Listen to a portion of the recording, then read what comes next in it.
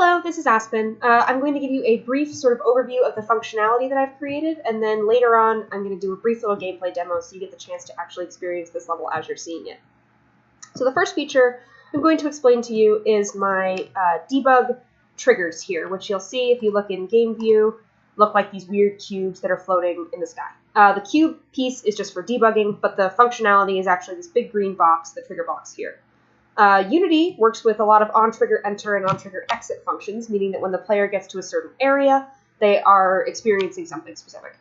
In this case, the thing they are specifically experiencing is a piece of audio. So as you can see over here, I scripted this thing called Trigger Master. I can define which type of trigger this is. This type of trigger will allow me to control what piece of audio the player hears. A trigger like this would allow me to control something like a shift in the post-processing settings or lighting intensity that would mean a visual cue for the player. A timer trigger would allow me to say, in 5 seconds, make the screen go dark. And then a spawn item trigger would spawn an item at the player's current location or at a location that I decide it should be at. There's also a teleport option that I've decided to sort of deprecate, so that's not relevant anymore. As you can see, I set up variables like how long to time, where it's counting down from, if it's timing, and then if the trigger is active, things like that. So what this script essentially does is says, when the player enters this green box area, they will hear this piece of audio at their audio source. This makes sure that the player hears the poem as they're progressing linearly through the level. They are in linear order, so that's the first line of the poem back there. This is the second line. And then, this is sort of supporting my level design. If you'll remember from my thesis update presentation, I wanted to create a level that was very linear. As you can see, this is, fairly linear. You can trace the critical path, just like looking at a map of a city from above. So I had the idea of doing that critical path in a linear way, but of course, supporting a small bit, not a ton, of exploration for the player. And the way that I mitigated the risk of players not encountering or experiencing the poem in order is with triggers like this.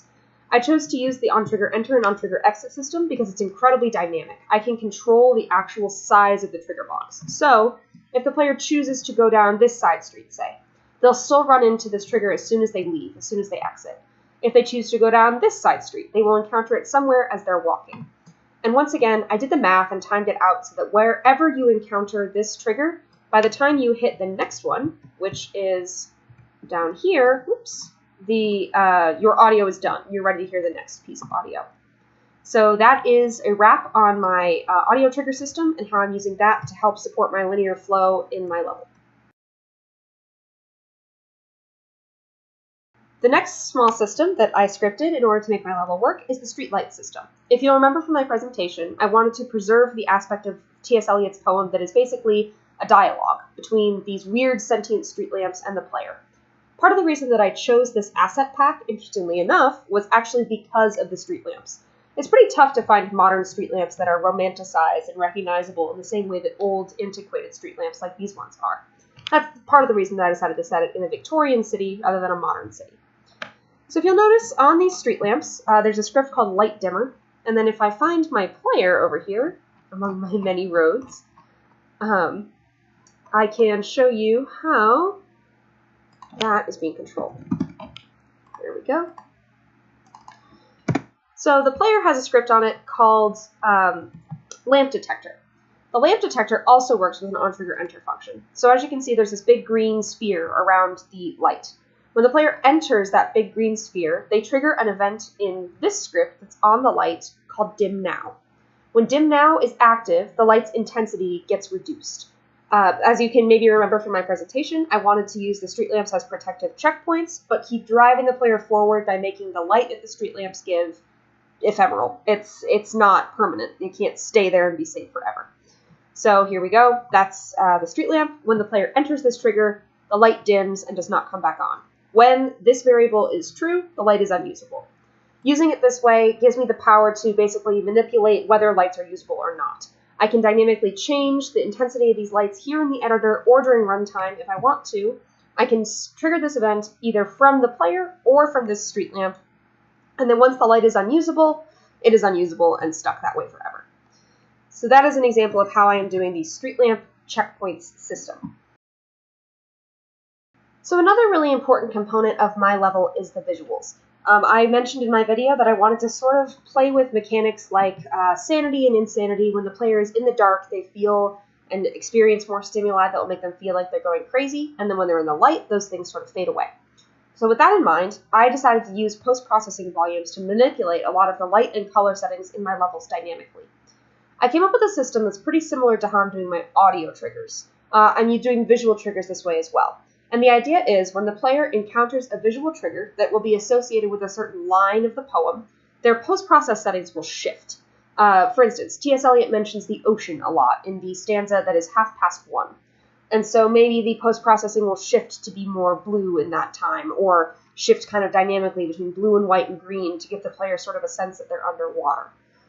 Meanwhile, whenever the player is in the dark, not in the light of a street lamp, there is a vignette that closes in along with sort of a depth of field blur, motion blur effect that makes them really feel disoriented and like they're kind of going crazy, like you can't see very well.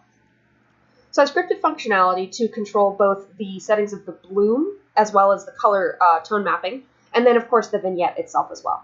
The vignette is controlled dynamically, and it relates to the streetlights over here. So this is my main camera, and it has my vignette controller and then PBV shifter, which is the post-process volume script that I came up with. The vignette controller allows me to set the speed at which the vignette gets lighter and the speed at which it gets darker.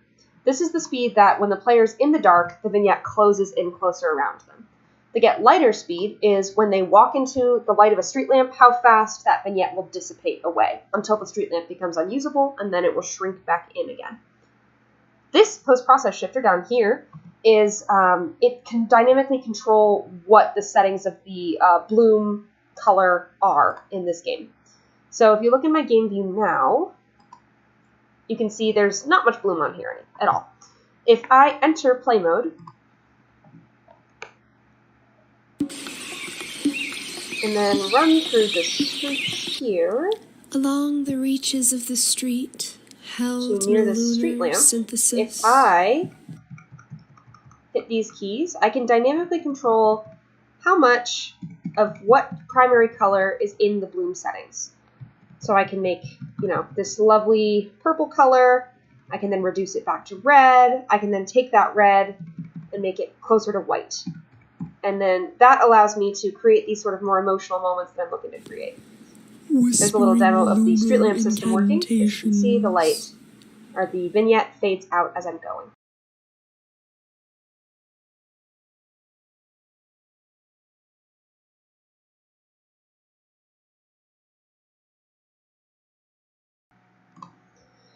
So I'm going to demonstrate some of my features in play mode, and then afterwards I will sort of just let it sit at the part that I have at final quality, and then you guys can sort of judge how the final gameplay is going to play throughout the level. So first, when I'm standing still here, you'll see the vignette begin to close in around the player after a few seconds, and you'll also hear the sound of the whispering, or I'm sorry, it's talking right now, getting a little bit louder. Please come and play with me. I'm so lonely. You're not afraid of the dark, are you? You can see the vignette closing around the player there. Don't be afraid. Like that. Come with me. And then if I move I will show you where I play hide and seek. into the Do you light, want to play hide and seek? you can hear her voice fading out, and the madness is going away. But if you watch, the street lamp's light is fading out, and once it's gone, I know things no one knows. this starts to come back. You're going to die. Help me. I'm begging you. Can you help me? So that's that. And then if I want to dynamically start controlling the post-processing, I can hit my debug keys here and get really eerie effects with a lot of different colors. I will find you.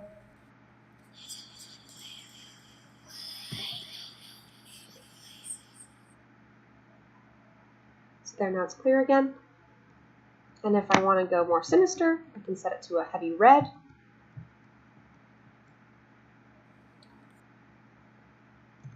And then back to its sort of neutral color that it usually is, down about here. So this allows me once again to dynamically control what the player sees and hears at any given point. And once again, the functionality exists to make those lights go out, essentially. I currently have extra debug lights implemented so that I will be able to see in my level, but I'm going to get rid of those in the final version. So these are my bits of functionality so far.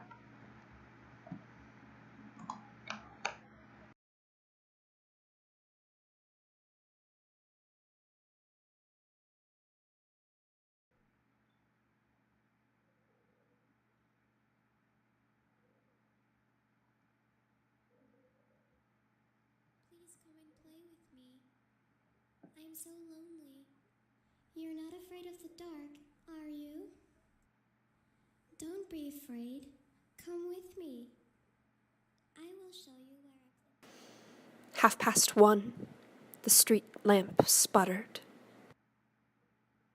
The street lamp muttered. The street lamp said, Regard that woman who hesitates toward you in the light of the door which opens on her like a grin. You see the border of her dress is torn and stained with sand, and you see the corner of her eye twists like a crooked pin.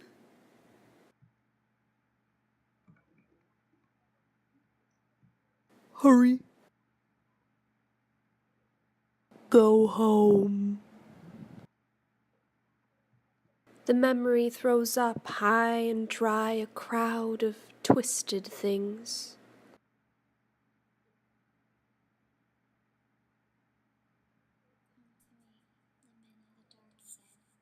Or else you won't see the sunset. I didn't see this as a threat, so he screamed at me into outlet. I don't want to play alone, but when I cry I hear a groan. I see a figure behind the wall. I'm so afraid